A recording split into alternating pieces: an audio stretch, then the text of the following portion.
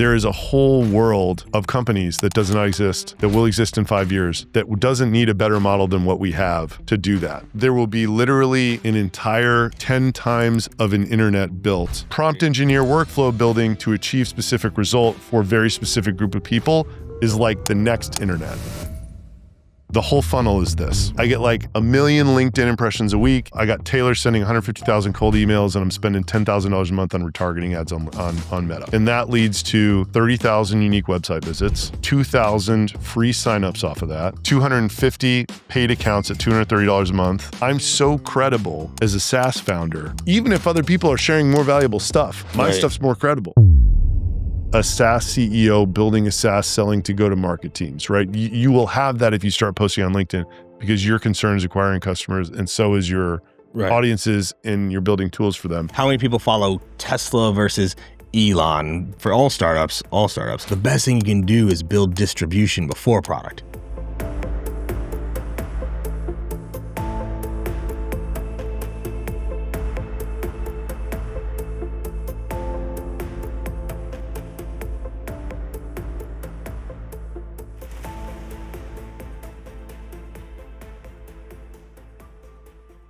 So yeah, what do you want to talk about? I mean, so I think I want to talk about the journey you're on right now, and genuinely from a place of learning and curiosity is like how you have, the way you're building R2B2 right now, right? And with the 3 full-time employees, a lot of AI, a lot of agents, and then obviously like working with contractors, right? It's like, I want to learn how to do that. Too, and for 2 reasons. One, I look internally, right? If you can do it to run a business, how can you not do it to run an org, right? So I think about like running large sales orgs. Like, how could I build a similar system to run an org? But then secondarily, I run my own consulting firm, and there's a lot of fun things I'm trying to bring to market there. If I approach it the same way from the get-go, because you've kind of been on that journey of like, it didn't start this way. Mm-hmm. You've had employees, you've had teams, you've had sellers, and now it's gotten to this place you're like, ooh, this is the path. So for someone like me, it's like, if I wanted to start that way, kind of what would that be? So I think overall that there's a lot of questions I have behind that, but that's what I want to try to learn is, how would someone start this way, right? And especially if they maybe don't have the same resources that you have or had, or some of the experiences that you've had, because I believe this is the future. I really do. I think, I get to say this because I'm in this position right now. Like, I think the days of like, 100 million, 250 million plus like non-truly native AI companies, it's not done, but it's, you had to have a head start, right? Like we have a head start, like, and we're doing a lot of cool stuff with AI, but I think you're going to see hundreds and thousands of what you're doing. 2 to 3 employees, a lot of agents, $10 to $15 million per year, solves a very specific problem, provides a great lifestyle for the founder and the employees there. And I think that's what I'm intrigued to learn of, like, all right, if I was starting from scratch, how would you go about it? So that's a long-winded answer of all the things I want to learn from you today, but that's the goal. Yeah. So like, I don't know if you knew this, but retention.com, before I sort of lost the plot and tried to make it a unicorn, we got that one pre-AI to 12 million ARR with 6 people. Right. And it was a different world, but like 0 to 1 was all about this wild Facebook ad campaign that I did. And I was really not good at it when I started. And I had been rustling, and by the way, there's a reason I'm saying all this. I had been so the story begins when I had my 3 million ARR stuck startup that was like a newsletter SaaS, and MailChimp was just dominating that space. And Klaviyo were e-commerce guys, and the ConvertKit guy was a blogger, and I just couldn't figure out how to differentiate versus MailChimp, who had this free broad tool that was amazing. So meanwhile, I fell into this business coach's funnel on Facebook and somehow. And I remember I bought his info products. I watched like 100 hours of his content. And by the end of it, I was just so convinced. He was like the founder of BigCommerce. It was a Shopify competitor that was like... What was his name? Mitch Harper. He was an Aussie guy. Okay. He was in Austin for quite a while. Okay. You might run into him. but they had a presence in Austin also, BigCommerce did. Yep. And they were like neck and neck with Shopify. Now Shopify is like worth 100 times more. They just won the battle. But I was like, I had convinced myself that like he went above Shopify and I needed to go above MailChimp, and that this guy had the answers to all my problems. And, you know, he made it super hard to like, he offered one-on-one consulting for $1,000 or maybe it was $4,000 per month for 1 hour. Okay. Right. Yep. So I'm like, whatever, you know, I asked my brother, he's like, well, that's probably what a private equity consultant would charge. So like, if he's going to actually give you mind share, just do it. So anyway, I remember showing up to the webinar with, or the Zoom call with this guy, and having the strangest feeling ever of like, I know everything about him. I know where he vacations. I know what his wife's name is. I know where he lives. And he's talking to me like I'm a total fucking stranger. Like I never felt this before, you know? And I'm like, man, I got off the call. I'm like, the second I am able to do this with video, when the opportunity presents itself, I'm going to. And I like tried to do it for my first startup. It never worked. And then I tried to do it for another failed venture in between the two. And then finally, retention.com, which used to be called Get Emails, I was like, okay, people are starting to use these Instagram stories. Everybody's using video to communicate in this new way now. I'm going to try to make a video with my wife, 1 minute every week with a different background and props, and like answer sales questions about Get Emails. And it'll just like drive curiosity. And they sucked until the one video when it clicked, and it was like me explain, why is this legal? And it was like, I'm holding up a can of Spam. I'm going, well, the Spam laws in the US, you know what I mean? Love and it. It was just like somebody wrote back when I dropped it who was in ads. They were like, this is an incredible ad. And I was like, oh man, now I know what this thing wants from me. It was very similar to my LinkedIn moment. I'm like, holy shit, like I can make more like this. And then it brought in this whole group of haters, these privacy people, and like, I just wind them up and like whatever. So that, you know, everyone saw those ads. So we were doing cold email in the days when you could do cold email in 2019. And then everyone's seeing the ads as air cover, you know? So that was a 0 to 1 from that business. Then the Facebook ads stopped working. I wasn't using any LinkedIn at the time. Because basically the nature of how that worked from a money perspective was I would spend $5,000 on ads. I would get 500 people who haven't even started their business yet and one $5,000 a month customer. So I kept doubling down. Finally, I was spending $50,000 a month on ads. I went 2 months with no big customers, and I was like, I can't do this anymore. So then it was like, we got to build high value features for our bigger customers and just focus on email and like whatever. So, but that was like a very interesting moment in attention getting at scale with like a very, very small operation. I was running the ads myself, right? And then fast forward to retention.com, I started posting on LinkedIn, trying to like write to e-commerce stores because LinkedIn had a favorable creator versus user dynamic relative to Twitter, where most of these stores were. I was working with the wrong team and posting into oblivion for a year. Just hadn't found my voice at all. And then I started working with Alec. And then for 4 months, I was writing very high quality posts for e-commerce that would get 50 likes. And then I'd write something about SaaS and it'd get 500. And then like, I wrote how I, you know, just got everything wrong in 2023 and BDR stopped working for me because like, I just wasn't growing my marketing funnel the same, you know, and I had to fire everybody or whatever. And it got 3,000 likes, you know, and all of a sudden I'm like, holy shit, like no one's willing to say this stuff. Right. And people are feeling it. I know what this machine wants from me. Yeah. You know, so like that was even before we decided to build our B2B. So, you know, part of this, so I think I was unreasonably lean at my last company. I kind of have this built into me, you know, and I just love, it's like Diana, my co-founder, says this, who's also just like loves being unreasonably lean. She's like, being unreasonably lean forces you to only spend time on what matters because you have no other time. Right? So question on that, because I've been in bootstrapped startups, you know, where there was months where, hey, like, should we close this deal? We probably shouldn't close this deal, but we got payroll next week.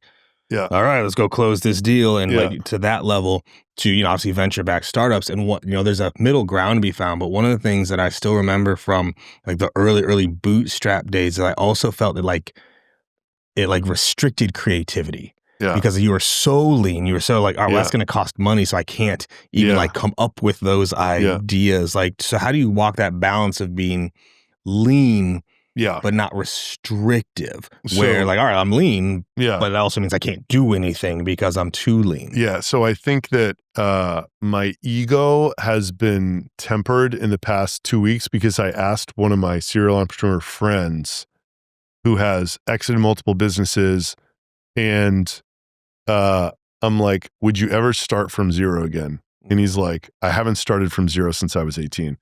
And until he said that, he's like, everything that I've done is a result. It was from the platform that he had before, until he kind of sold the final piece of that platform. And he's like, I've been trying to buy businesses for the last 7 years.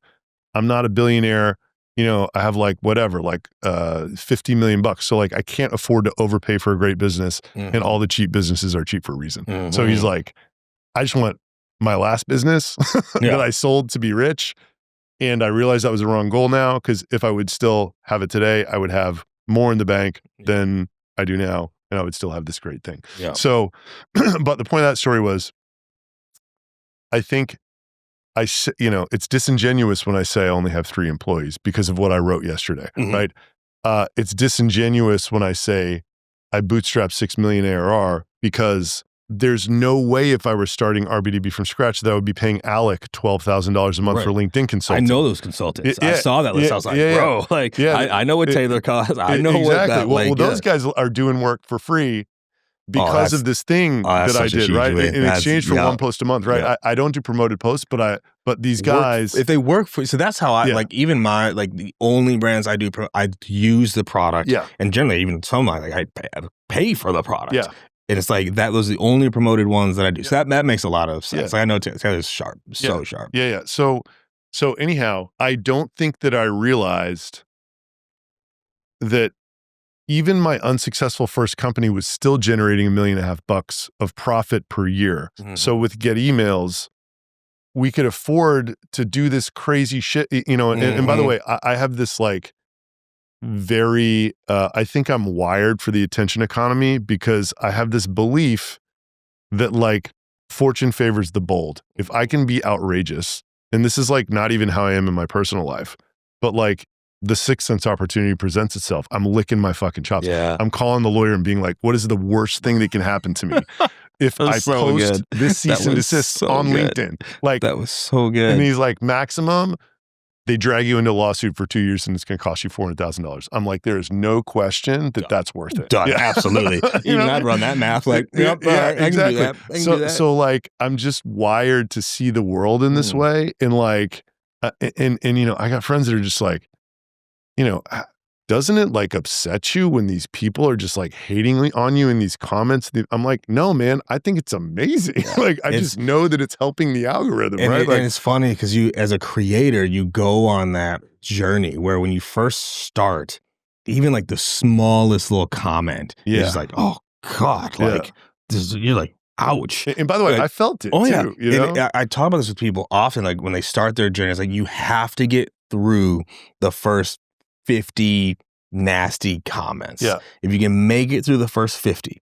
And for a lot of people, you're not going to get 50 for a year unless you're just writing like garbage or like it actually takes a while to build up to that. If you can make it after that first 50, you're kind of just like, who are you? Exactly. Like, I don't care. Like, and thanks for the like and the comment, but like, what are you doing? How angry are you in real life that this is where you feel you get power from? But I think we lose a lot of potential good creators because they never make it past that first 50. It only like there's still some I remember. I was like, God, I'm never posting again. I know. Like, screw that. I know. And then you're like, all right, I'll keep going. I've talked to a lot of the up and comers. Y'all know who you are. Talked to them, like some of them in tears.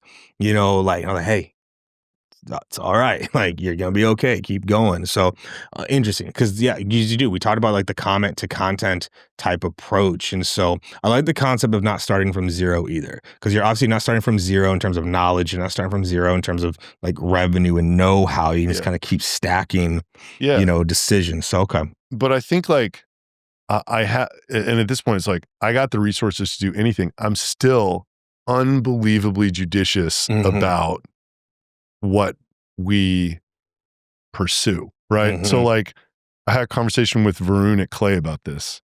I used their SEO guy for a while. I'm like, Varun, like, he says you're paying him $20,000 a month. Like, are you? He's like, yeah. I'm like, what are you getting from it? He's like, I don't know. But he's like, is $20K a month a lot for you? I'm not trying to be a dick. I'm like, well, yeah. He's like, okay, but like, then maybe this isn't the right experiment for you. He's like, the way, this has the risk reward profile that if we pay this guy $20K a month for 3 years, if there is a 1 in 10 chance that it like 5X's our traffic, it was totally worth the bet. Right. And he's like, I'm doing 75 of those right now. Yeah. Right. And it's just like, you're bootstrapped and like, if you're not paying him 20 grand, like you're putting it in your pocket and you're like, traveling somewhere. Yeah. So he's like, it's probably not the right bet for you, So there's that wiring. But the whole reason I got into this content creation is that like, okay, so philosophically, I think now that there is a world in which you can do what we're doing with our B2B, and yeah, I have wind at my back. I have other resources. It's not really 3 employees. We all know that it's BLG, but like the relative attractiveness for someone who is a skilled entrepreneur to pursue a super lean PLG business that can basically have all the customer interaction happen by robots, and it will not be perfect, but it will be good enough. Right. And go that route instead of the venture route is more attractive today than ever. A requirement for that, I think, is not a requirement, but I think like it lends itself to a freemium PLG, right? Which lends itself to kind of like higher churn things that like the venture world won't be attracted to, right? So that type of business was less attractive before when you had to run, like, dude, like, so my first company, it was 250,000 monthly recurring revenue. I thought our support staff was pretty lean, but we had 5 reps and we didn't have 24-hour coverage. We tried to get 24-hour coverage at one point through this service called Parrot, and you paid $1 an hour when this call center was online, and they would just look at your knowledge base and try to answer the question, right? Yep. Which now for $99 a month or whatever intercom costs, it does, I am not kidding you, 100 times better job than that. And it's 24/7 and just it just works, right? So starting from a philosophical standpoint of, I think that, and the hard thing is the system doesn't really give people a clear perception of being able to weigh the cost benefit between the two. But the attractiveness of going lean, bootstrapped, AI sort of native is more attractive than it's ever been. A, because I think it's harder to build a VC company than it's ever been. And B, you can't actually do this now for the first time ever, right? And then going to the business model, it's like, so if you like, MySpace is a perfect example. If you look at Unify, they have to try to charge as much as humanly possible to every single customer to keep their revenue growth going. So they have to increase the complexity of their product, and they have to keep adding to sales and marketing resources, which cost money, in order to charge that amount. My viewpoint is, I'm just going to give the product, a very simple product, away for free to 90% of the market, and the virality of that offsets the revenue and then what I would have paid to go into burning for it. Right. No, it does. Okay. So that's like where I'm starting from, So then let's go to the next step of like, you start from it, you have the mindset, you've kind of have that as like your MO a little bit. I guess, but then how did you learn how to do it, especially in the AI segment of things, of like being able to do this? Because there's the concept. It sounds like you've already had that kind of ingrained, which is great. It's like, but now with AI, there's so much we can do with it. The intercoms of the world, the Delphis of the world, the N8Ns, like all of these things. So it's then, how did you learn how to then call it replace employees or to run a business leveraging AI? Because like this was Labor Day. Labor Day weekend. It was either the Sunday or the Monday. It's like 7:00 in the morning. I've got a coffee in hand, and I'm in like the 8th module of like an N8N like course that I'm in. And I'm watching it, I'm learning, I'm taking notes, I'm building some things. But like halfway through, I pause and I'm like, what am I doing? Yeah. Like, dude. what, like I'm never gonna learn this good enough to actually be the builder right. of it. I need to understand it. I need to understand what's possible. But at the same time, I was like, I'm never like, for every 1 hour I'm putting into this, there's someone else putting 80 hours into, like, I'm not going to keep up with them, but I need to understand it enough to be able to leverage it or to be able to talk to people about it. So like, I guess, how did you learn, I'll say how and where to apply AI in your business? So, by the way, I had a very similar, so I was a credit default swap trader for 10 years. And then I'm like, I want to go be an internet entrepreneur. Like what, how do you even do that? So I'm like, I want to go try to teach myself to code. And then very quickly I had the same realization that you had about coding. I'm like, man, it is not a skill of mine to look at something and see that it should be a semicolon instead of a colon. God, no, I can't even spell semicolon. And then It's that worth it. breaks everything. And like, there are people that are absolute aces at that. And then I think I have gotten to the point where I'm like a product and marketing CEO, and but that's like the equivalent of what you need is to be like a product person, which is very much more a problem solver, and then you're speaking to engineers about how they would build that. But it's like, I need this workflow. Yeah, I know that it's possible because of my basic level of understanding of all of this shit, but like, you need to build it for me. yeah. You know, or you need to come up with the best way to build it. And that's basically where right? I'm getting, like, I think I've found my guy. I think I've found like my guy to help me with those things. Cause it's even the way I run my orgs is very systematic. There's if-thens, there's this, that's, there's the checklist, there's the process. It's a very you're set systematic up great to do it. Now it's like, all right, here, like, could you, and like, oh yeah, I can do that. It's like, that would have taken me 3 months. I would have broke everything, never would have figured it out, versus because it's already documented, I can give that to them. And so I guess, where did you start? Where was the first place you put AI in? back to where I started. So I started out of necessity rather than, I think now I would characterize my relationship with AI as like, it's the best character that I have to talk about in this drama, because it's like the content's spectacular. It's just unfathomable that we're able to do what we're able to do. I'm not lying about it, but I'm playing up the AI part about it, right? For sure. But where it started was, I wanted to have a massive freemium offer because I saw what MailChimp did, and I thought that the offer was crazy, right? Like the first offer we had was nuts. It was like unlimited free, and then like $4.95 a month if you want to use an integration, right? And then we ended up not doing that, but like, that was an insane offer. And I was like, okay, if I have viral content at the top of funnel and a viral offer, then this is just this new kind of business, so like whatever. And I was very, very worried about the customer service aspect of a freemium offer. And I thought we had to give it to people because it was so new. But I knew I could look at the ticket volume of my other products, which were going to have 1/100th of the volume of this thing. And I would need, tons of people sitting around. Meanwhile, Intercom put out this Fin thing. Right. So we have this guy, Rob, who's a very special guy. He used to be an engineer, and he like created the self-serve support ecosystem of this AI app before we hired him. Retention.com, they hired him just because they liked him so much. They didn't have it roll for him. So I was describing what I thought I was looking for to the girl who I have running our people ops. And she's like, I actually think this guy, Rob, who's like a floater right now, would be perfect for that. I was like, Rob, here's what I need.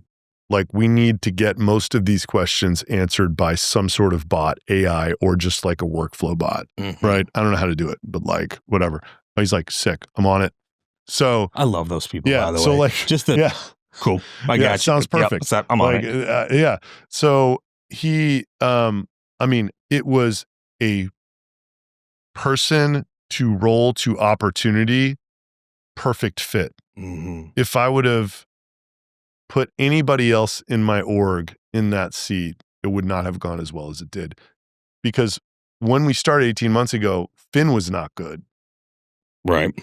It is amazing now. It's getting so good. You know, so but I'm wasn't challenging good. my team right now Yeah. to I was like, y'all, we have this. I don't think we're leveraging this as well as we could. It's like, oh well, like no, like it's pretty. I was like, no. I need to actually just have this conversation with one of my CS leaders last week, where I was like, they were looking at a tool. They're like, yeah, like I think we're pretty good without it. I was like, oh, so we're at 100% SOP on our follow-up comm. I was like, I'm gonna challenge you. I want you to actually really think about where we can leverage this more. And so people almost aren't creative enough right now with what's possible. So yeah, it's hard to see what's possible until someone shows you. You know, and that's kind of like why I wanted to do this experiment too. It's like, I just hope more founders end up going this path. And by the way, it's not perfect, right? It's like, it's going to make mistakes. People, you know, reach out to me. They're like, well, I tried to get a hold of by the way, we're intentionally trying to not talk to these people. Yes. So they're like, I've been trying to get a hold of you and I couldn't. And it's like, okay, what were you asking for? It's like, well, I wanted a discount. It's like, okay. Exactly. You know? Exactly. Yep. But it is, you know, we had an offsite that was kind of an AI hackathon, and they had me and Rob present for 2 hours just to like show all of the stuff we're doing to the other much larger team, just to like start planting the seeds about like the realm of what's possible. So Rob was really the key to making that work. And it shifted from being mostly this ultra complex decision tree in the beginning before Finn was good. So it was like, you know, 50% of tickets were kind of getting people to where they needed to be from just the button click. Like, I need to install the script and I'm having problems. It's making this error. You know, I'm on this web platform. Okay, here's your article. Right. And like, that was most of it. And now it's 80% Finn, literally just like they type it in and Finn gives it the response.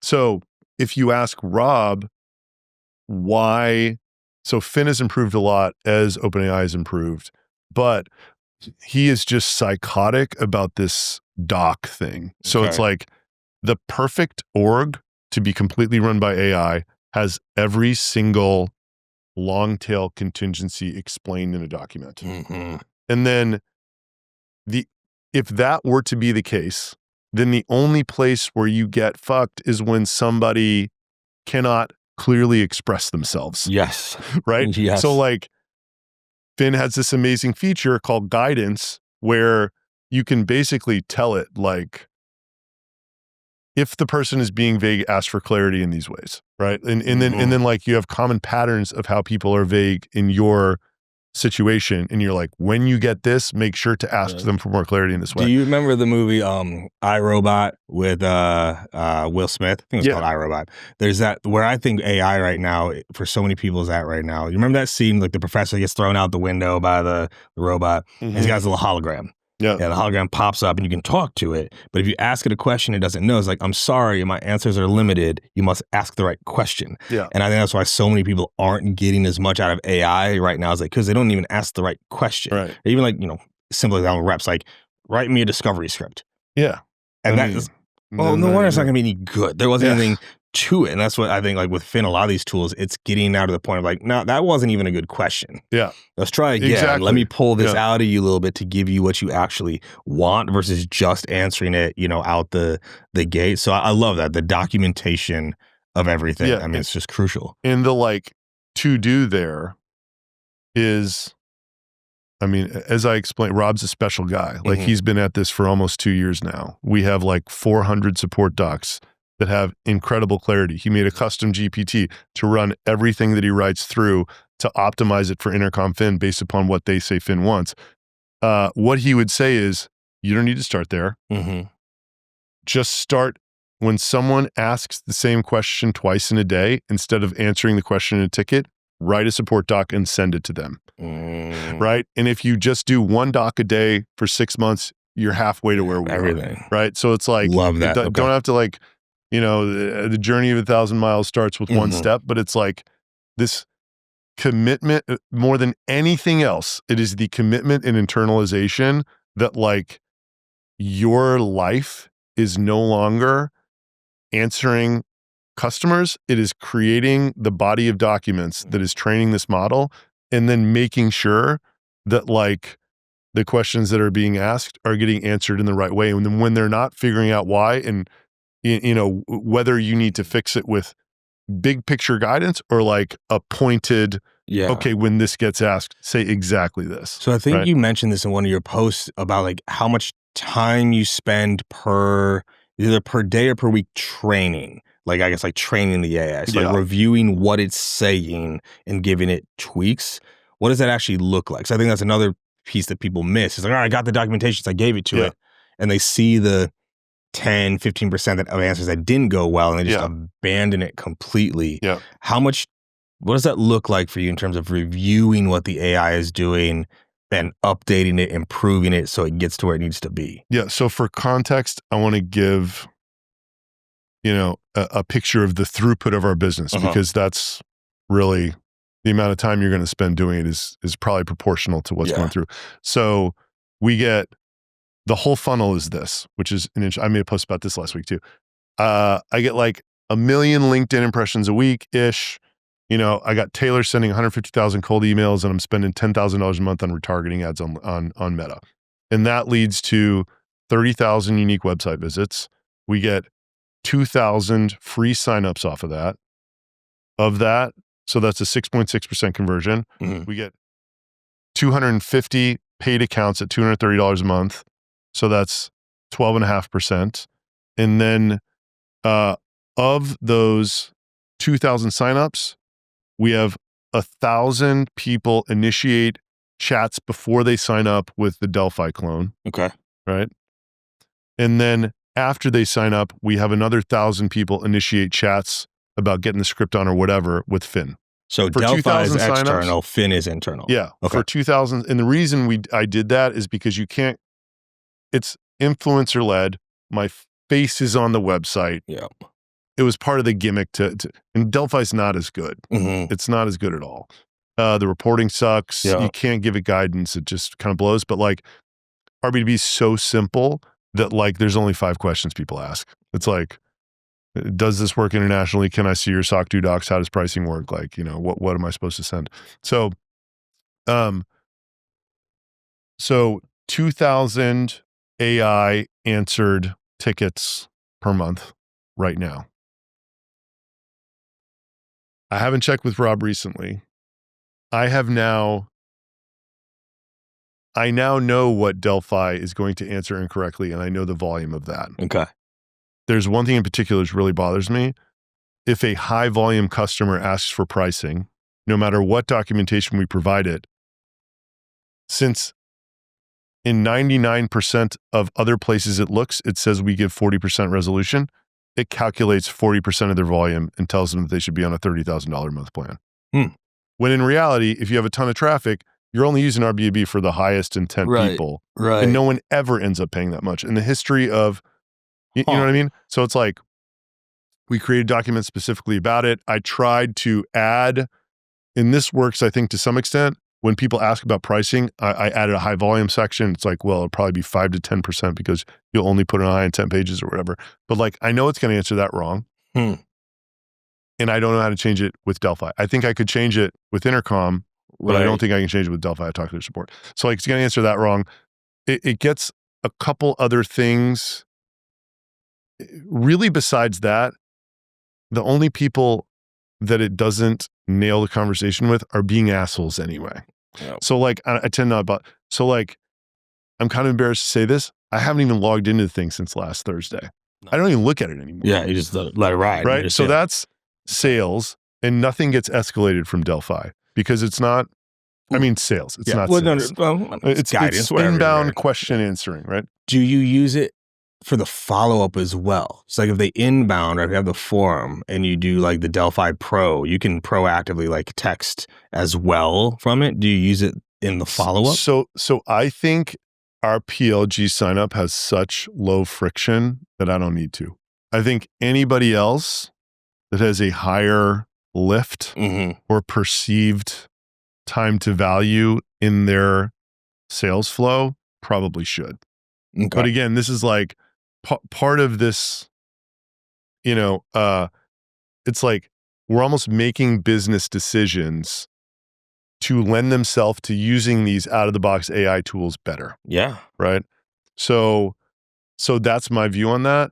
I don't know if it's the right view or the wrong view. Something interesting for you, which we've had a conversation about before, I'm speaking to a guy tomorrow, and if you're free at like 9 a.m., you may want to jump on the Zoom call. So you had mentioned, Checking my calendar. Yeah. I'm gonna see it's where I'm at. 8:30 or 9. I got to check my phone. Right. But you had mentioned that you thought the day that the true AI demo happened. Oh boy. Yeah, 9 a.m. 9 a.m. The day I'll record it. Thank you. I'll send it to you. The day the true AI demo happened, it was going to be a big change. So I'm not going to say what you said, but a big change coming. Yep. Pape Laja told me he did a demo with these guys, and the price is through the roof right now. But it is that. It is like a clone of me and you giving a sales demo. If the viewer asks a question in the middle of the presentation, it stops, it answers the question, it goes back to either the presentation it was giving or changes direction based on what the question says and leads them to an action. So I felt like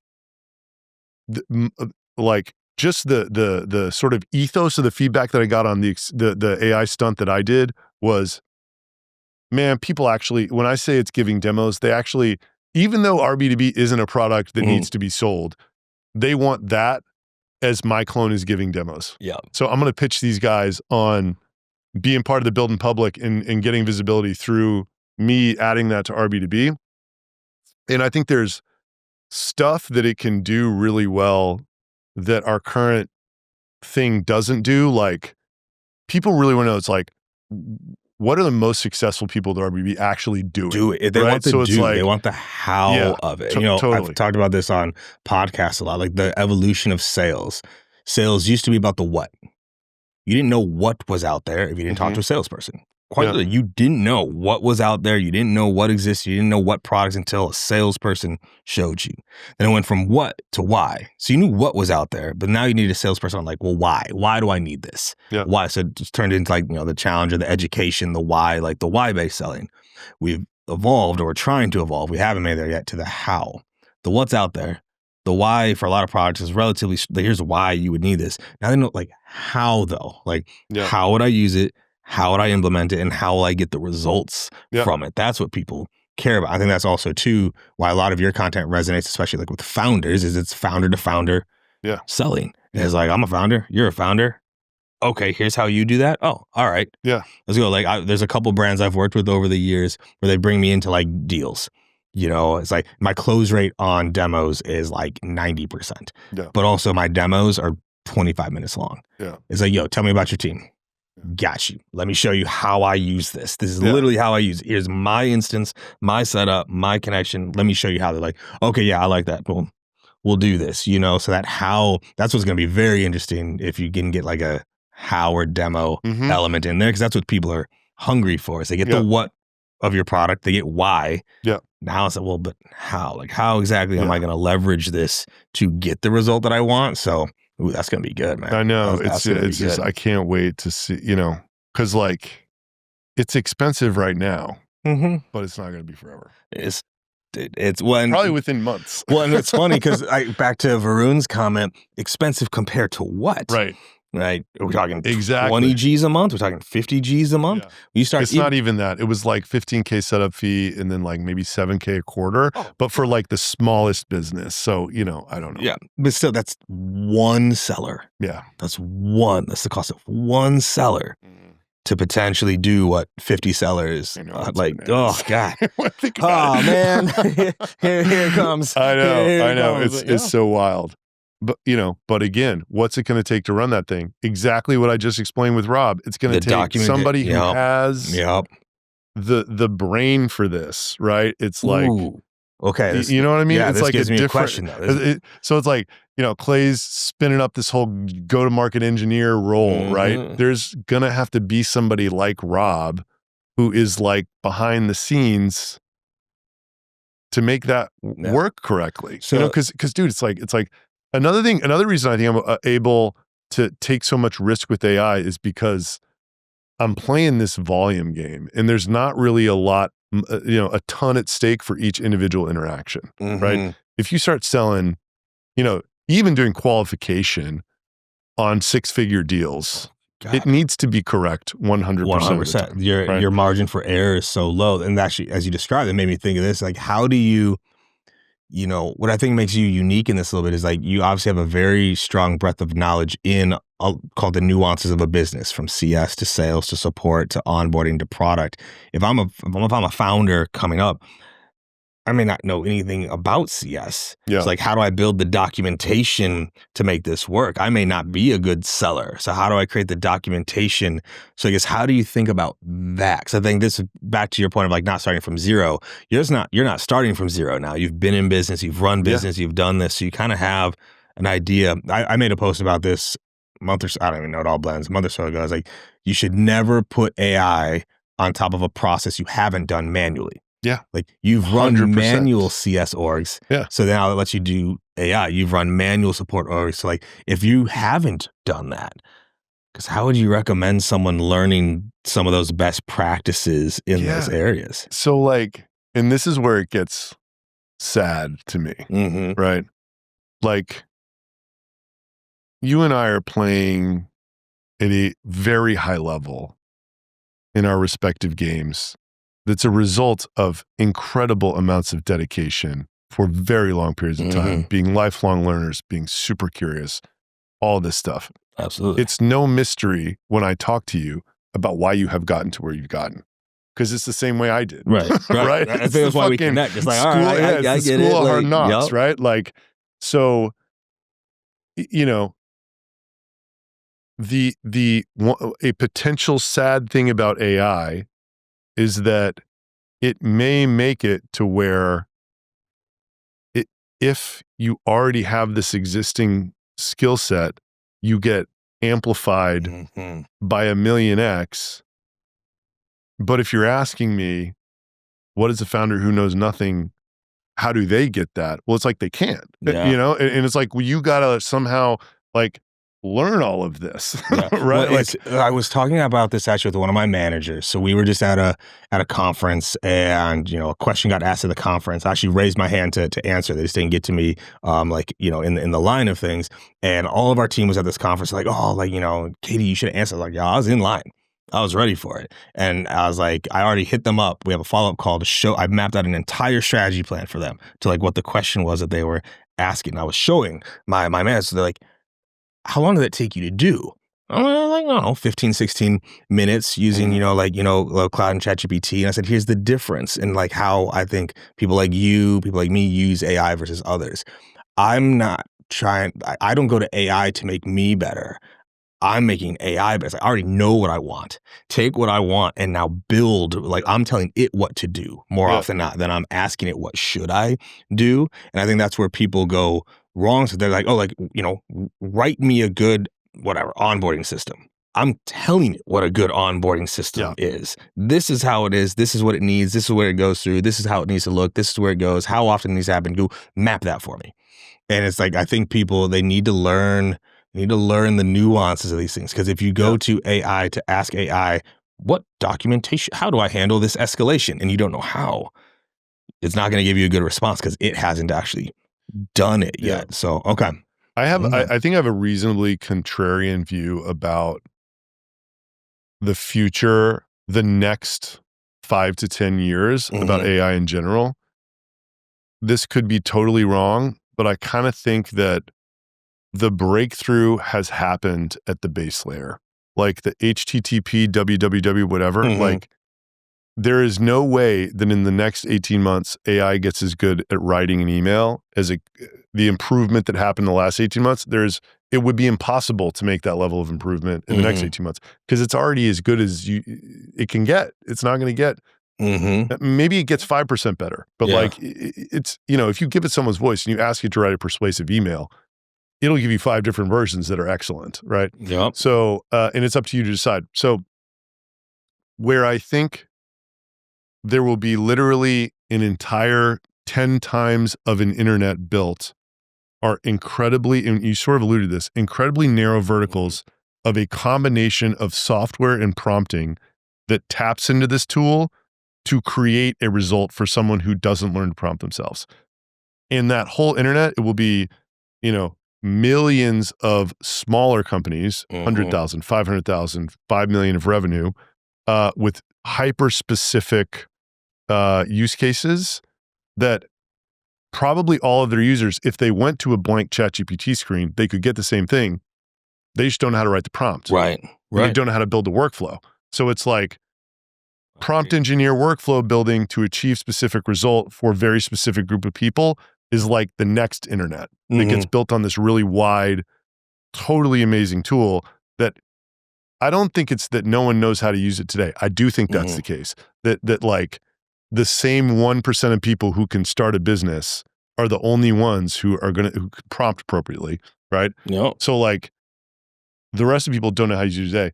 I don't think they'll ever learn how to prompt appropriately. Yeah, I agree. So it's like in the same way that like Shopify, it's like you couldn't, Shopify opened the door to e-commerce for like 10 million people that couldn't code an e-commerce store, right? So it's like, this, it may not get that much better. It may get better at being accurate. It may get better at, context windows and like large data set crunching. And there may be things that we don't know that can be done with it. Breakthrough in healthcare, genetics, I don't know. Hope so. Yeah, but like in terms of like, just like, here are things that that in my life today that this thing can make frictionless. There is a whole world of companies that does not exist today that will exist in 5 years that doesn't need a better model than what we have to do that. Yeah. Right. And that's why like I'm loving this conversation. I'm going to have so many follow-up questions is like I had this thought, this is at the start of the year. It's like, why can't I run 5 sales orgs? Like, why am I limited to 1? Like, why can't I run 5? Right. And you think about like those like niche products. It's like, that's almost becomes like the unicorns of the future is actually 50 micro whatevers that add up to X, Y, Z, but you can manage them all because you've got the systems, you've got, like a GM over each one with then some agents under each one. It's just like running like the shop because they all connect. Because that's what Shopify, I think, is always such a good example, is because they handled the website, but they also helped handle the cataloging. That would have been a different product. They also helped handle the payments. That would have been a different product. And they also handled the email follow-up. That would have been a different. Then they got into inventory. So they actually, in a way, it's their own, a bunch of little other products they brought into one. I think that's where a lot of like founders can see. And it's why I'm so excited, because for the longest time, one of my biggest regrets was that I never learned how to code. I have ideas all day. I see things everywhere. I'm like, oh, that could be a product. That could be a product. But I could never build it. And you have to go find a technical co-founder, and then so hard, all those things. Or you work with an agency. Like I spent over $120,000 of my own money to build a better dialer. Like I was running teams. Like no dialer did what I wanted it to do. I was like, oh, you know what? I'm gonna build it. And if I can build it for my own team, I'm gonna sell it to everybody else. This would be great. But I'm not technical. And I could not get them to understand what, like, just basic things. I'm like, no, that doesn't make any sense. Have you ever made a phone call before? No matter how, and so I like wasted all that money. At least it was a tax write-off, so I'll take that. I mean, it's just really hard. But it's hard. But now, shoot, like my wife had an idea. We were in Portugal. And we were in a shuttle to go into the next city. And my avid runner, runs, like that is her life. And like, so when she goes to new cities and travels, she's always like trying to like map the route, and all these things. And, she's like, oh man, it'd be so cool. Like, if like I could just like load all the places connected, like to Strava, and it would map my route based off what I want to see. And, but tell me, cause like Strava has this thing like called a heat map. So like, if people actually go down that path, or is it like, no, something's weird there. And I was like, yeah, we could build that. She's like, what do you mean we could build that? I was like, no. We could build that. She's like, oh, okay. So yeah, just tell me all the things you want it to do. Just tell me the things. She's like, all right, write it down. I was like, cool. 2 weeks later, watching football, load up Lovable. I can build things now, that wasn't possible for people like me previous, like we're the sellers, we're the go to market, but we couldn't build the products. Now we can build them too, which is exciting to be able to do. So Okay, this is fun. I like Yeah, this. but I mean, to me, it's like, okay, now that that's the case, it makes it increasingly important to be able to create organic social content that resonates, right? Because like, there's just going to be infinity. The second you have something that works, 500 people are going to copy it. So it's like, the trust, the brand, the reach, like all of that Do you stuff. worry about that building in public?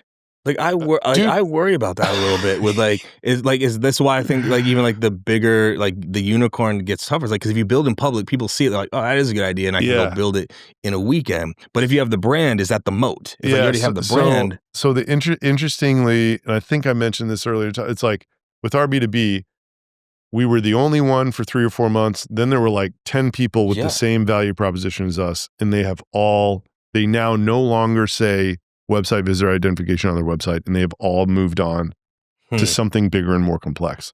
I think I got lucky there in many ways, and I think my ability to just, withstand the frustration of churn and like, whatever, to get the benefit of being the only one at the bottom of the market is like, it in the combination of everything else that's working to make it what it is unique. And sort of like special. So I got lucky there, but there were definitely a lot of copycats as a result of my build in public. But they all left because they all are venture funded. And I was just going to ask, they need to do bigger things than the thing that it was that they copied. So, we're working on something on the e-com side that I don't want to talk about yet until it's way farther along, kind of for that reason.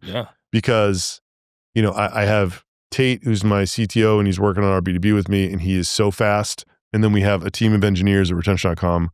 It's not nearly as fast. So I worry that like our ability to execute over there versus somebody else who just hears it and they're like, that's a great idea, I'm going to do it. Is not as good. That being said, once we have something that's working, I just think it's just so valuable to say, to like, there are a few reasons I did it. One, I think it's like an amazing, people attach it's so much easier to attach yourself to a person than a logo. And it is not that difficult of a craft if you're a decent storyteller to bring people along on this journey and get them rooting for you as the underdog, because you're always the underdog in the beginning, right? And people love rooting for the underdog on LinkedIn.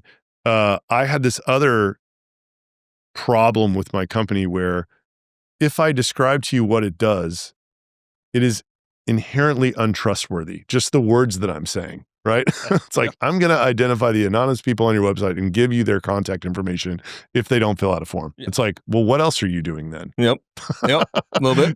So like my position was like, okay, if I am so radically transparent about what is going on in my company, it will create so much trust in me that people will just, that untrustworthiness of the product will be an afterthought.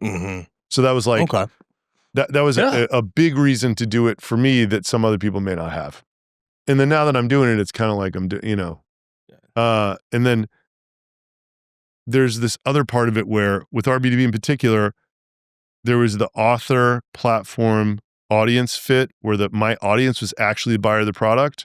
So me building in public was building audience that would actually consume the product. So there was that direct relationship also. So I think if you were to have that, right? If you were like a great example is like a SaaS CEO building a SaaS selling to go-to-market teams, right? You will have that if you start posting on LinkedIn because your concern is acquiring customers and so is your audiences and you're building tools for them. Like, it's almost like if you don't do it in that situation, it's just because potentially it's a super differentiated content line. Right. Because no one else can work on your story. You know what I mean? You're the only one doing that at that moment. So that's why I think it's valuable. Otherwise, it's like, what's your angle? Yeah. You know what I mean? It's Yeah. like, what, in my opinion, the most unique, in the farther along that you go, that you're willing to build in public, but the fewer people there are doing it. There's a ton of people doing it at 3 million ARR. Nobody's doing it at 25, No. right? Like, I'm unique in that regard. I'm willing to share things. I'm so credible as a SaaS founder who's made it that far, who's sharing that kind of stuff, that there's no, the weight of my words is enormous. Even if other people are sharing more valuable stuff, my Right. stuff's more credible. So like that's kind of all my arguments. And like the sum of all of that for me has made it so much more valuable than the copycats. You know, like, Right. I mean, I don't even know what the reach I have on LinkedIn is worth to 6 cents, but like I see the engagement they get, and every single day, you know what I mean? Yeah. No, like I'm and just, people talk about online all the time. It's like, you've got how many people follow Tesla versus Elon, Gates versus, Mhm. Microsoft. It's like the people are Yeah. the thing. And it follows the MO too. Like, especially for all startups, the best thing you can do is build distribution before product. Yeah. Do you have a distribution channel, whether that is through a community, through a network, through a newsletter, through a following? Because now you already have the distribution. Yeah. Now you can bring that product to that distribution. And so it's funny because you mentioned something that's so hard, I think, even on the sales side, is like most sellers are not actually users of their product. It's one of the biggest gaps in all of go-to-market is they're not users of the product. They don't use it. So no matter what, there is a level of not only distrust, but just lack of understanding. They don't know what it's like to be in the shoes. And that's where most influencers on LinkedIn came up. They were sellers selling to sellers. Yeah. So it's like, oh yeah. And it's like, all right, everyone, they can resonate, but it's really hard to build a brand outside of your actual use case, outside of your actual, like, I'm one of the few sales influencers that never sold a product to sales. I didn't come from the outreaches, the sales lofts, the gongs, like I stayed away from, a lot of that. And it's so important. So I guess what advice would you get? And you talk about this a lot. Like, if you are a founder, let's say you're building a product that like you're not the user of, like I'm a SaaS founder, but I'm building whatever, plumbing software. Yeah. How would you approach that build in public, call it brand, if you're not really the end user of your product? Or is that kind of what you're saying before? It's like, look, like this is going to work in some areas and it's just not going to work in others. So I think it will be very difficult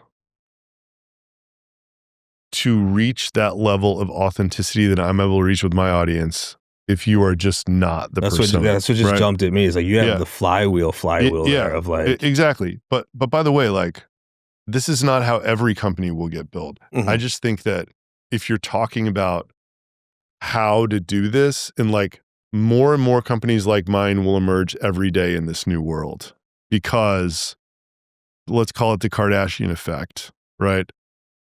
That is an avenue to scale with unbelievable velocity for the amount of resources it takes. Right. But it takes that, right? So it's like, I mean, and if this e-commerce product that we're building works, I struggled with that the whole time I was trying to create content for those guys. I had a lot of dissonance around the fact that like, I wasn't a good content creator. So that was borrowed. I'm like, I don't know why I'm writing these words. I understand completely now, every single word I write. But like, then I'm like, I'm good at marketing. I'm good at product. I may be wrong about what I do, but I at least know why I'm doing what I'm doing. So it took me a year to just figure out why I'm doing what I'm doing. And then I could never get my head around like, okay, Nick Sharma owns an e-com agency. He owns brands and he's making landing pages for these guys all day. Why would somebody read my stuff about e-com and not his? You know what I mean? Like, I'm just not a credible source of that. I'm not going through the struggle that they're going through. So let's use the plumber example. Like, man, like I might, so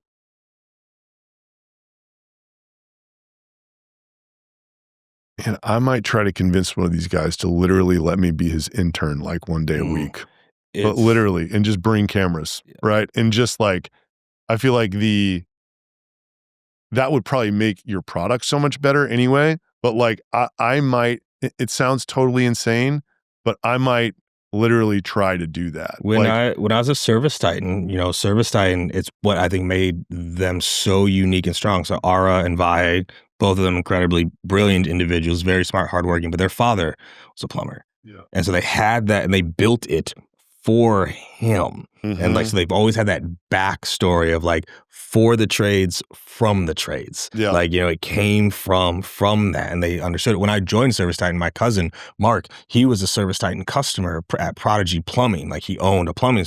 I spent 2 days.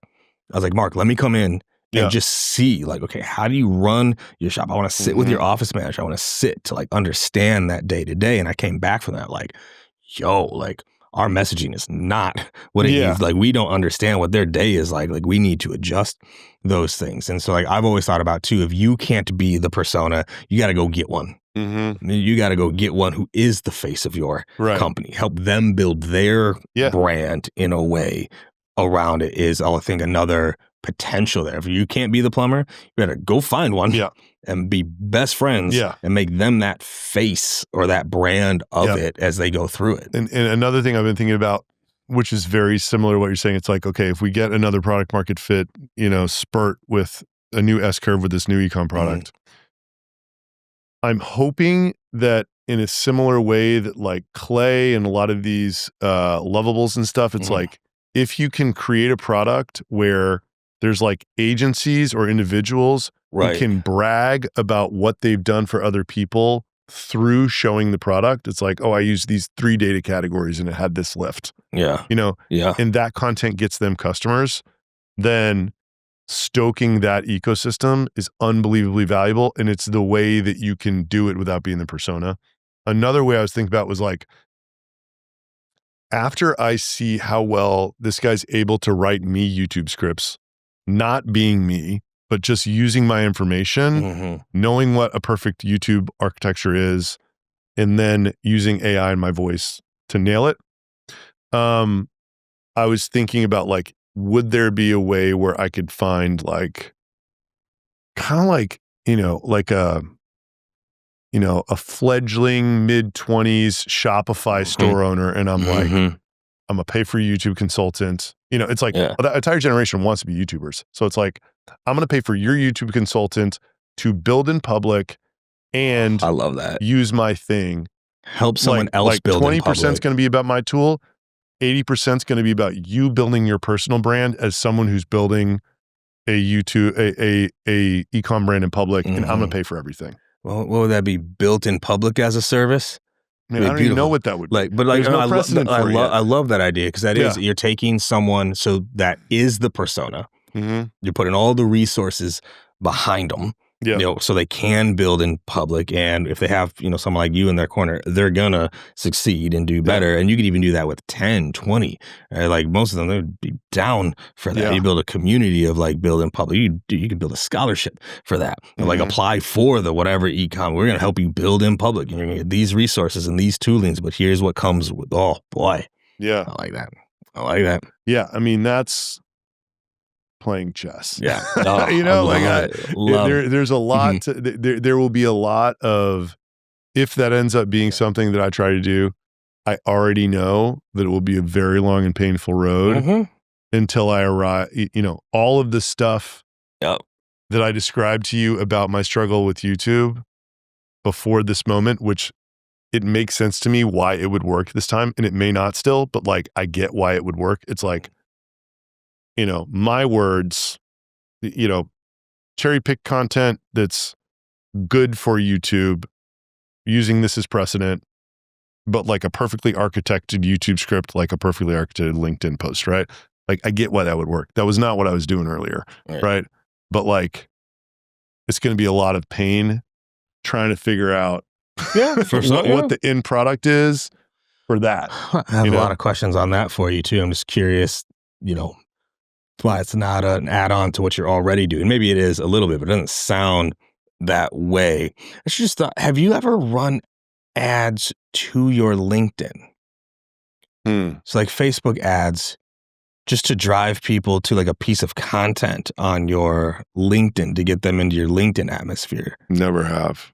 I wonder what the numbers on that would be. I'm just like, as I think about, like, you think about where you have like a hub of knowledge, where you have engagement. I'm just be curious if that's almost like a play in a way too. Of like, it's just at the end of the day, I never really thought about it this way before. With a product with ads, you're paying for attention. You're paying to get people into your ecosystem. That's always being done through a form, trying to get them to download something. But if it was literally just driving people Yeah. to your Facebook or not your Facebook, to your LinkedIn in a way, I mean, that can't be that expensive, right? If you're putting like 10 G's into that per month and then driving 10,000, 15,000 people to your world there. No, just a thought. Yeah. So this is not what you just said, but one thing that I'm really going to try to elevate my game on, I said one sentence about it earlier. It's like the flywheel of these three different channels, right? So one thing that I see Kyle Poyer doing really well that I'm not, he's got the Growth on Hinge newsletter, is he writes a LinkedIn post, and then the CTA at the bottom is get the full post by subscribing to my newsletter. And then he drops the post in his newsletter at the same time he puts it on LinkedIn. And it's a CTA back to the comments. Right. He's trying to get people to comment on LinkedIn. So that's increasing the distribution of the LinkedIn post, which drives more people into the newsletter. Yeah. I'm not doing anything like that. That's shout out Kyle too. He just posted he's going full time. Yeah. On I don't think he's doing the VC operator anymore. I think he just posted about that today. Shout out Kyle making the full. That's a high quality newsletter. I feel like I'm not putting out. It's not like I don't think my stuff is that good. I'm just not being in depth enough that I feel like I could charge enough to make a living off a newsletter. Right. You know what I mean? I'm doing something totally different. Yeah. It's like shorter bite sizes throughout the week. He's like, this is my whole thing. Yeah, and this is what I spent all week on. And then you do like, if like people are paid to get the back. That's when you have a good newsletter. It's like, I want to pay to get all the things you've written prior to me joining and brought together and consolidated. So one question, I don't know how much time we have. A question I have as we go through this now is like, I guess now, where do you spend most of your time? So when a company is running off 3, full times, plus consultants and agencies and things like that, you have agents running a lot of things. Is where do you spend most of your time now in the business? It's saving time, obviously, in a lot of places. Is it you don't have to work as much? Is it now it's just 50 hours a week in your zone of genius? Like, it's where does time go now as you run a company this way? Okay, so I saw a great hook from the HeyReach CEO this week. He's like, how does it, he's been like trying to get as much play off this 8 million or whatever. That's just seeing like, where does the CEO, what does the CEO of an 8 million ARR company actually do? Right. So I'm like, I got to write that because like everybody's going to be curious about what I do. So here's how I'm doing it. I'm not saying it's the right way. It's a little poached from how Chris Walker used to run his life before he is before he went and is doing the stuff that he's doing now.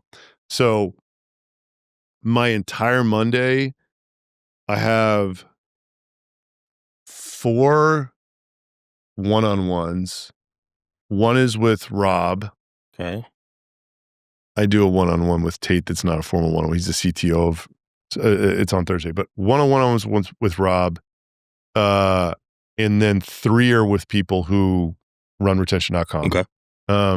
Then, so it's all internal meetings on Monday. It's 2 executive meetings. One is for retention.com. One is for our B2B. The L10, we run EOS, so it's like L10s. I don't know if, you know. And then I do one-on-ones with the agency guys too. So idea generation session for 1 hour with Alec, a quick 10-minute with Taylor, and then we bullshit about life. A quick 15 minutes with the ads guys, like, what do we need to fix or whatever. And that's Monday. So I can rarely do anything other than respond to some emails and all those meetings on Monday. Then Tuesday, I try to have it be the content day. So I got my weekly live webinar. I'm now spending an hour recording that YouTube video. Okay.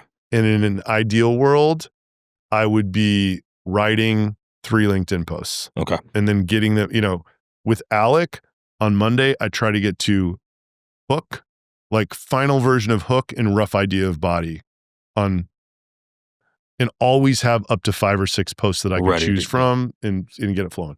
Okay. So it would be a dream, which doesn't always happen, if on Tuesday I could get through 3 LinkedIn posts, the YouTube video, and that live webinar, because that would leave the rest of my week in an amazing spot. Usually it gets to, so on Wednesdays, I recommend every CEO do this. So like I send out hundreds of emails a week soliciting 15-minute product calls from our customers. Love it. Right. Okay. And they're only allowed to book between 1 and 4 on Wednesdays. Smart. So normal Wednesdays, I have 12 in a row, and usually about a third of them cancel. So I get some breaks or whatever, but it is just an incredible source of, I generally let them tell me how they're using RB2B, what they hate about it. And then I tell them, this is the workflow stuff we're building. What do you think? And then I give them a hoodie or whatever. And it's like, perfect. They all love it. They think it's cool that I'm doing it. And it really puts me in touch with what the problems our customers have. And then Thursday and Friday is like, whatever, like I travel a bunch. I am pretty judicious. I'd say a year ago, I tried to go on this podcast tour, stop doing that. Like kind of like one of the reasons that I want to do this YouTube thing is I just see it as so much more of a scalable way to create the parasocial relationship than other people's shows. Because there's not that many shows that are worth going on to our audience. No, it's one of those things where I recommend people do it on their way up.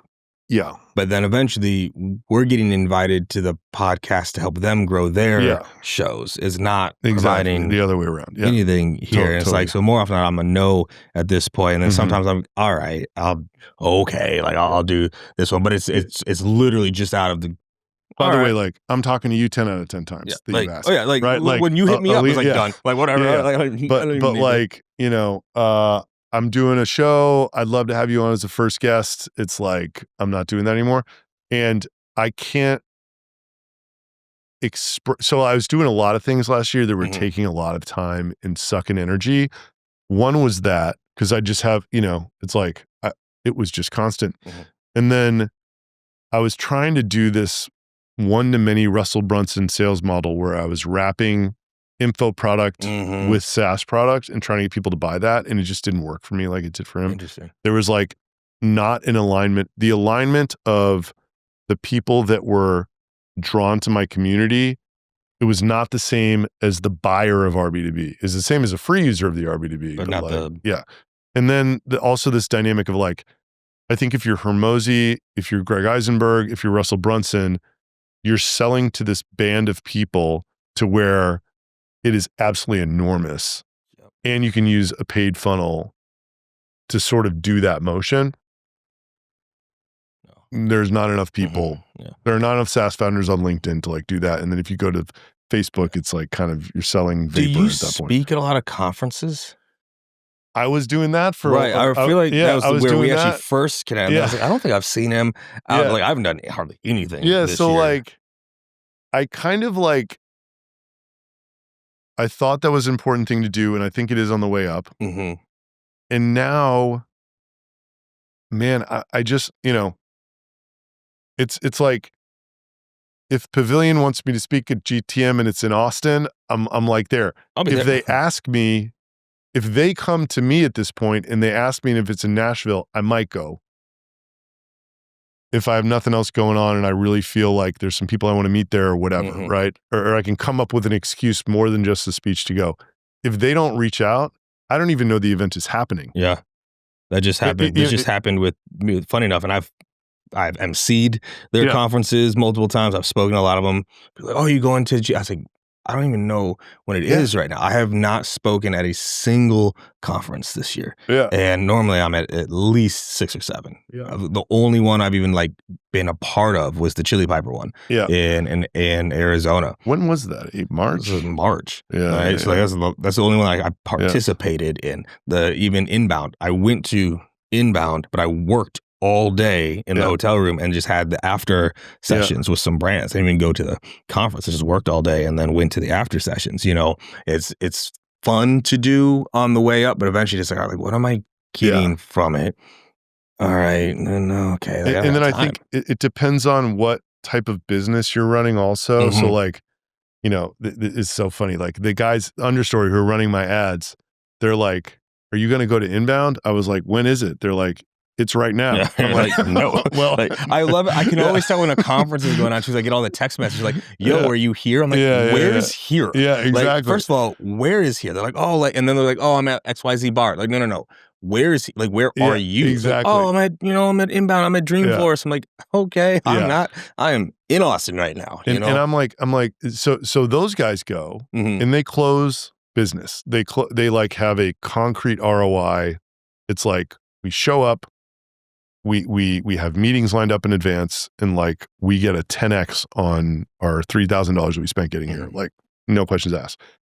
And I'm like, I got a PLG freemium product, like, you know, but they're like, I would go if I were you because A, you just put one of those hoodies on and walk around, you're a walking billboard, and B, you're super recognizable from LinkedIn and kind of just like be a politician or whatever. I'm like, man, like fucking 3-year-old and 1-year-old, like, I'm just like not sure that like I'm motivated to do that right now in my life.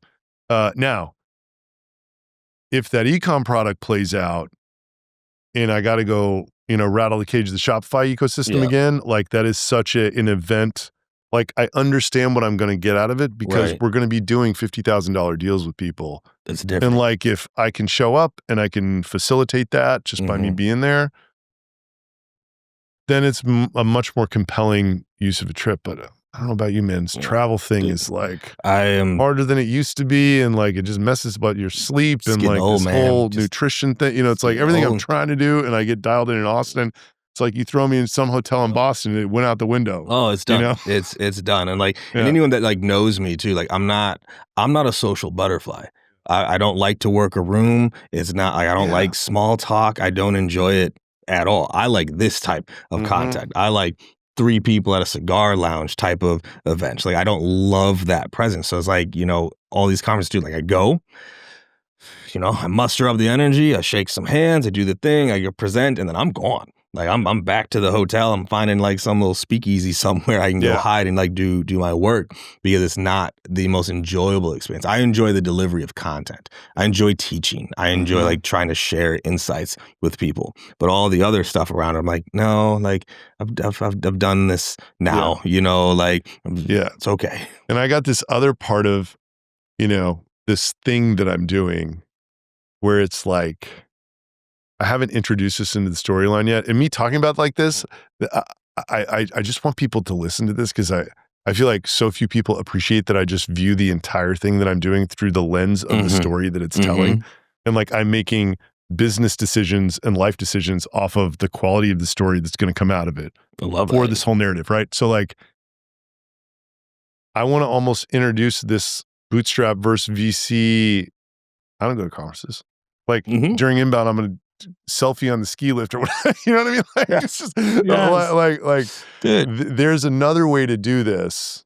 And, you know, it's part of this whole thing that I described, the relative attractiveness of, you know, being able to sit in a room and not do all that stuff. That's incredibly taxing. I just saw a new term the other day, seed strapped. I had never heard this term. I was like, wait, come on now, y'all. Let's not like what's gonna be next? Like A strapped? We're B strapped. Like we only went to the B round. Like, no, you don't like I love like seed strapped. Like, I mean, that's the dream that very few people, you know, it's like they take the seed funding and they're like, we'll try to do that. And then like so hard. You gotta get the right ones that will understand the actual like vision and return, you know, like because that funny enough, those, and I think this actually I haven't thought about it until we talked about this. Like those are the types of companies like that I would love to invest in, where it's a cash flow investment. Oh man. It's not a pop investment. It's not I'm waiting for the $1 billion on the road. It's like you go invest $10K here, $20K here, and I want, you know, up to $2,000 per month as you reach XYZ revenue streams. And that's it. You know, and like I had lunch with Chris Walker yesterday. I was talking about this. It's like, I'm like, Chris, did any company that you worked with at Refine Labs for the whole time you were there, like you look at the 2025, has a positive outcome happen for any of them? He's like, no, and like he was working with a lot of the best guys. Yep. And it's just like, wow, first of all, and then second of all, we are not creating physical products and moving them around the world. Mm-hmm. And those businesses can run profitably. Mm-hmm. Like how, to me, like tech should be like just what I'm doing, right? Like they should be the most attractive business. And look, I get it. It's like, oh, we're going to burn money today and it will be profitable tomorrow. And like, yeah, like a few companies did that and they're worth $1 trillion. But like, my point is like, there's a lot of very beautiful software businesses that could just be epic cash generation machines, and they are not run that way. No. It's we were just at this conference, and it's very, very small SaaS presence, very small. We're actually one of the few SaaS companies that are there. It's the traditional businesses, and I love them. I love them because they actually know how to run a business. SaaS companies know how to build products and how to streamline. They don't know how to run a good business, most of them. Whereas you're running a $8 million per year HVAC shop. You need to know how to run a business. Totally. And you need to understand a lot can go wrong there. So much can go wrong. The talent that you have to work with is different. Your margins are different, but they run $8 to $10 million a year. There's $1 million in profit left over. It's something they can hand down to their kids. It's like, I love that design. I think that's where SaaS starts to go, or it's where I hope it goes, to be honest. Yeah. As such an opportunity for so many people. And if they can get access to that first, even I don't even know if can you get a small business loan for a SaaS product? I don't know if I don't think you can. But like, what I think is like, either, there's also a question which we didn't go into. It's like, do services plus this AI prompting and workflow, does that become more prevalent than SaaS plus services is now? Yeah, right? I think so. And if that's the case, then it's like, can you fund the increasing audit? I mean, I don't want to call it software because I don't know what it is anymore. Yeah. But can you is a viable business model? Can you go solve a problem for someone manually and take in money? And then as you get more and more use cases, take the profits and build automation to where an increasing amount is shifting away from service and into the software or whatever. So like, that's one potential way that it can go. And then another one is like, I always say it's like, okay, like if you couldn't raise money from people for a restaurant, you're probably not ready to start a software company yet because you're not viewed by people as credible. Right. It's not real yet. But you're not real yet. Exactly. Right. So it's like, and that's a weird way to look at it. But like, I just feel like, I don't know whether you run a restaurant or not, but like, if you open one, you could go get the $1 million to start it. Just because of how you speak and your prior success and all that stuff, right? So it's like, if you couldn't raise money for a restaurant, you probably need to go get some skills and have some success in some other areas before you try to go get money.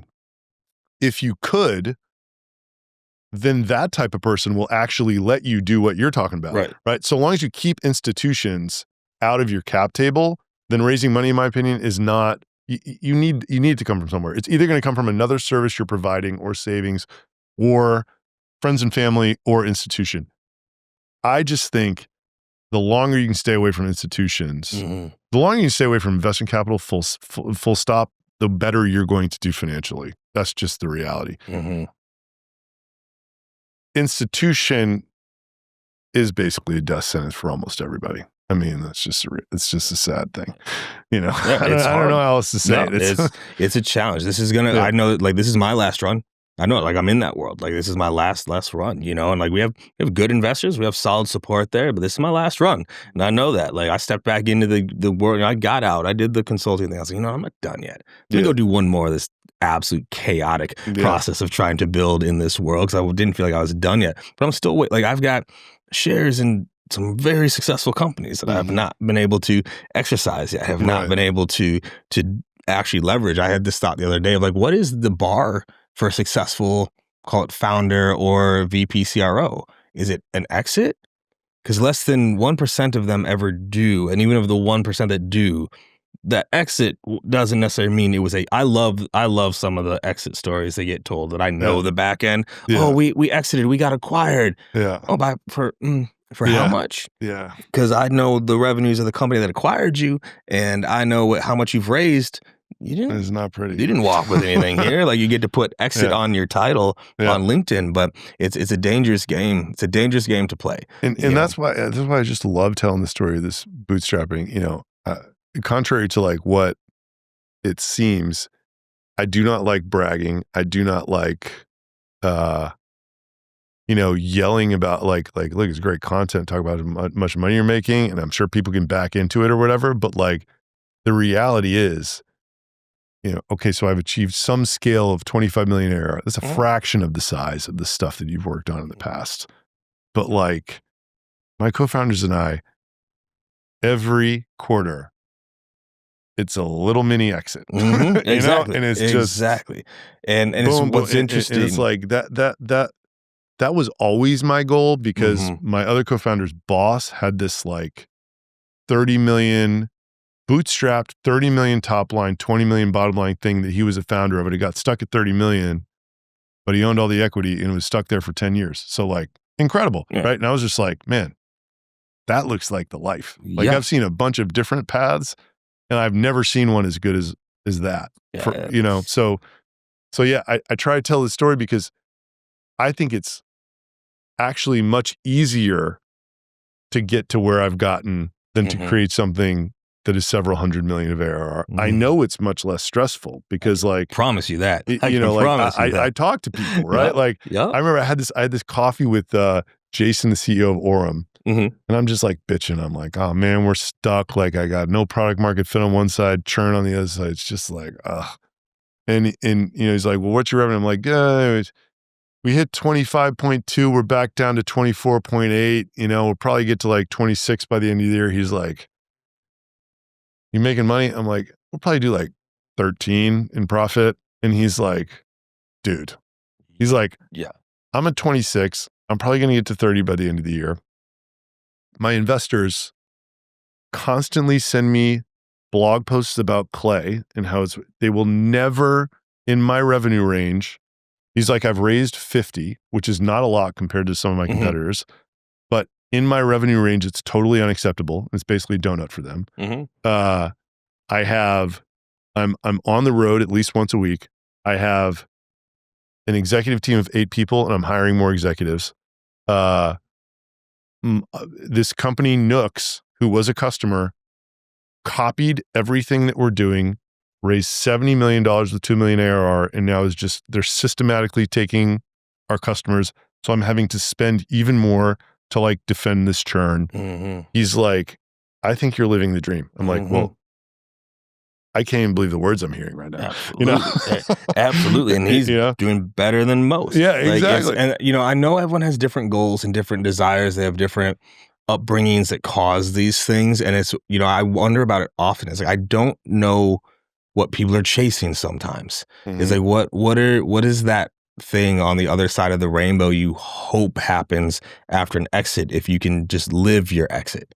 It's just, you're just living it. The revenue is there. You have a small dedicated team that you enjoy and build with, and it does well. And it's like, you're making a couple mil a year. And you do that for long enough. It's not only the same outcome as if you'd gone better, it's a better outcome because you had that money in hand for all those years to invest and to grow, is incredible.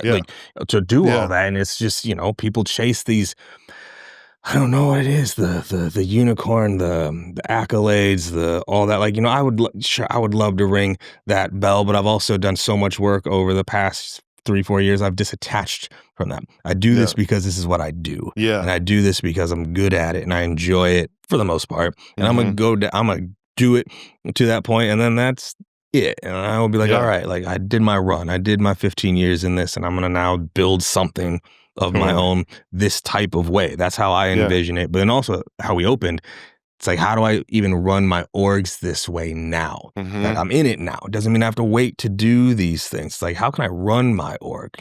I talked this with my own team. We just had this conversation a couple weeks ago. I was like, I'd rather be 3 times better than 3 times bigger. Oh, yeah. Nothing would make me happier than this team being the team for the next 3 years. Yeah. That we don't hire another person for the next 3 years, because each one of you gets 3 times better and 3 times more efficient, right? Because that also means I can pay 3 times more. I don't need a team of 50 if I have a team of 20 producing the same results, like, how do we embrace that mindset? Like, that's what I want. And then I'll run another team over here, and like put all those systems in place. So I'm gonna figure it out. Yeah. An incredible thought exercise, which during this AI hackathon, we had this woman who was like kind of running it. She did a couple education, hour webinars into it, and then, try to get people, I think it's like everybody's using ChatGPT as a web tool right now. Nobody's really prompting it well. And like even fewer people can actually do automations with AI or whatever. So one of the thought experiments that she prompted everybody on, and then we actually did it for retention.com in our executive offsite, which was like the next day, is if you could start over and it were the year 2027, what would your business look like? Literally. Because by the way, someone is going to do that. Right, yes. Oh, that's such a good wrap up. Someone's going to, if you're not thinking about that. Yeah, exactly. Someone's going to do it. So like, I mean, I don't know how frequently everybody should be going through that thought experiment, but like, I don't know, at least quarterly. Oh, at least. What does the version of this look like that could absolutely annihilate us? What I'm asking myself is like, what are things I'm doing now that AI could do? Yeah. Even with it, to your earlier point, even within 80%. Even within 80%, right? Dan Martell, you familiar with Dan? Oh, yeah. Yeah. Love Dan. I'm angry with him right now, but he knows why. He tricked me I got surprise birthday partied this last week. I was up in Kelowna because Dan told me to speak at a mastermind in Kelowna. Yeah. Dan was not in Kelowna. He was a part of this whole thing to get me up there for my birthday. That's cool though. No, it was amazing. Well played. I got. But like he talks about it like in his book, Buy Back Your Time. It's like if anyone can do it within 80% of you, let them do it. Sprinkle the 20% on at the end, like his 10-80-10 is one of the best breakdowns for delegation. I think it's like the idea that 10%, that actually does tend to come from us. Yeah. From experience, from insight, from intuition, from gut. That 10%, I like this idea. Let someone rock that next 80% of execution. Define the definition of done. There's that last 10%. You can sprinkle that little secret sauce that you may have, some ideas around it. That's what I look at with AI. It's like, what could AI do even within 80% of me right now? Oh, it could do that now? Okay. Worth it. Worth it. That freed me up another 80% time to focus elsewhere. So this is cool, man. I'm excited. I'm a subscriber to your growth and your story because there's no one I know right now like doing it and telling it, but like doing it for real. Because you also share the good and the bad of it. You're never just like, oh, like this is a breeze. Like I got three employees and like look at me on my yacht. Like it's all perfect. Like you talk about the challenges of it too. And it's like, this is fun, man. Like this is an opportunity where like, it's funny when I was coming up in the game, I started reading marketing books. I was learning marketing and it was like, some of the early books, like you just got to put like in the meta tag, what you do and Google will rank you. And you're like, you read these books like, God, what were those days? Yeah. All I had to do is that's how I feel with AI right now is like, we're in those days of like, finally, like there's a technological jump that I can be early on, right? All the other technological jumps over the last decade and a half have been improvement jumps. They haven't been actually technological jumps. They've been doing something that was already being done a bit better. This is now something that's just never been done before, and we can learn it and amplify it and do all the things. And actually, this would be the last question I'd ask. It's like, how are you learning? Like, what resources do you go to learn about this, or is it just doing at this point? Yeah, like, honestly, like, why I think this is like such a funny thing is like, I'm really not in the weeds on the advancements of AI. What I think I'm really good at is like, how do I make this business what we just talked about, right? And it's like, I'm getting feedback from people like, that's not a, I want you to, you know what I mean? Like, you actually told me that. You're like, that's not a demo, Yep. I was like, wait a minute. So it's like, I get it. So it's like, this comes up in a conversation that I'm having with Pape, and I'm like, wait, I need to like do that. Like, how do I go do that? Right? Like, cause I'm not going to build that myself. I'm not really interested in building that myself. I'm interested in ways to, further, it's all about the story with this RB2B thing. It's like, how do I keep playing up this story of this thing that is the new way of doing it? Right? Like, so you should build a course. Yeah, exactly. rbdb.com/AI. Like, I just basically talked about all this in that 6-part drip. And it's, I hope it's not that anticlimactic to people, because it's like, the moral of the story is like, if you could document every single long tail thing that happened in your business before and after the purchase point, then AI could do everything for you perfectly. Yeah. That's the, that is the story, right? Like, I love so good that it can like do that now. It's what I've who's been willing teaching. to do that, right? Like, I mean, and that's why I'm so excited about it, is I have so much documentation. I have so much, like the acronym I use, the WIGGL, WGLL, what good looks like. Yeah. So much of that, what I preach to my teams, to diagnose, define, document, demonstrate, and drill. Like, we focus on this. So I do, like, I've got so much. I'm like, oh, yeah, here. This is actually what good looks like. This is what we need to do. And that's where... Yeah, I'm going to send you this recording tomorrow. I'm so excited and nervous at the same time. I'm so excited and nervous at the same time. Like, we're gonna see. It's just a colossal change. If all of a sudden, I don't even know what it's like. The founder of the company is giving you a sales demo that is like diagnosing the perfect solution, and then you can like look at their tech stack and you diagnose the perfect implementation.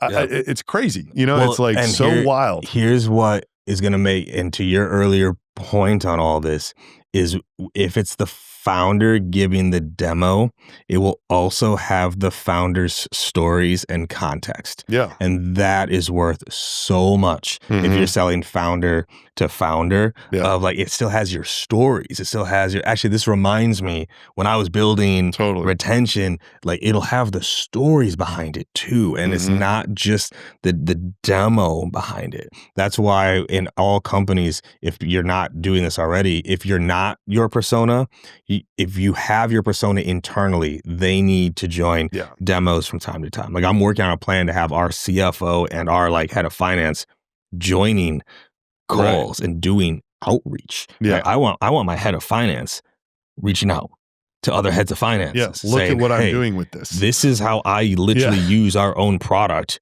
Could we show you how? Yeah. And if that head of finance was running a demo, like, again, now we're back to the how, from the person using it. Like that, when the founder can do the demo, or the persona, or that plumber. I mean, it's banana. Or that plumber. Like, my head's exploding, because like, you could never train a sales rep to speak the way that a head of finance speaks. Never.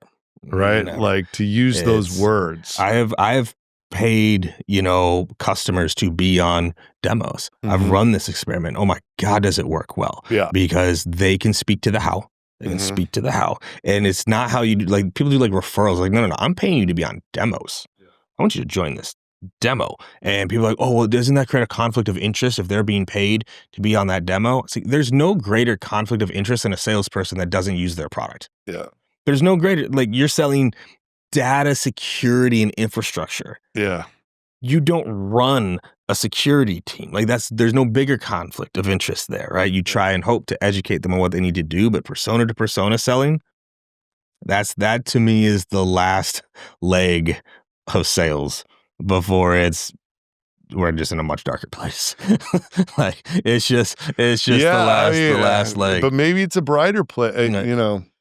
Well, it will for some it will. For some it will. And it's like, you know, there new roles will emerge that we just can't even get our head around right now. That is the abundance mindset I got to snap back myself into multiple times. I'm like, nope, I don't know what it's going to be. It's just so easy to see what's going to disappear. Mm-hmm. Yes, and we don't want to use those words. No, we really don't. We really don't, because it is happening, you know, and people, you know, they keep putting their head in the sand around it. I keep talking about what's the analogy of like the frog? You know, if you throw a frog in hot water, it jumps out, you know, and they've disproven this, by the way, which is hilarious. Like, it's not actually how it works. But if you heat it up around it, it doesn't notice and then it dies. Yeah. I feel like that's a lot of people right now, is that the water's heating up around them and they're not, to your earlier point, like they're not preparing themselves. They're not learning. They're not documenting. They're not creating. They're not building, right? They're like, oh, it'll never come for me. Yeah. And like my whole ethos for the last, actually, I think I still have it on my phone. When ChatGPT came out, we had 2 years now, 2.5 years? 2 years. Yeah, 21, late 21, I think. Oh, no, sorry, late 22. Right? Yeah, like 22. Like when I got into there very early and I was like, whoa. And I sat down on my phone with my notes and wrote out, I was like, what are all the things I do? Like, all right, I do a lot of things as a leader. Like, what is it I actually do? I wrote it all out. And on that note, I was like, okay, what do I think AI can do now? What do I think it can do in 3 years? What do I think it can do in 5 years? And there weren't many check boxes left on there of things I didn't think it could probably do within 5 years. So then what I wrote on the bottom of this was, if anyone's going to replace me, it's going to be me. Yeah. That is my goal. If anyone's going to replace me, it's going to be me. I'm going to be the one to figure out how to replace me. Someone else is not going to be able to figure that out before me. And so it's like why I'm so obsessed with learning all of this, because there's a lot that we do as leaders that could be done by some of these tools and agents and connecting all the dots. So it's going to be wild, man. It's going to be wild, but I'm going to do all, because if I'm wrong, right, if I cannot be replaced, okay, great, cool. My life still works out well. Yeah. If I'm right, okay, at least I was preparing for it and doing part of that transition. It's the people that are like, I'll never be replaced. I'm like, ooh, see, buddy. if you're wrong, there's far greater repercussions than if I'm wrong. Yeah. Like, and I would encourage you to learn this stuff. So I appreciate this, man. Thank you. It was good, dude. I mean, this was awesome. Right. Anytime you want to come in and hang out, and I will do careful with that, because like these are the conversations I guess I got to interview you on your show. Like that works. I can do that, man. But no, I appreciate this, and I hope people hear the underlying message of what you're doing and how you're doing it. Because I think there's a lot. This is one of those, y'all, that you got to go listen to twice, because there's things he said that you may have missed. Yeah, it's like it's like you can't just write it in a 6-step playbook, right? It's like there's so much philosophical orientation behind it, right? Yeah, it's like, hell yeah, man. Yeah, good shit, sweet, dude. Appreciate you. Hell yeah. Thank you much. Oh, dude, that was good.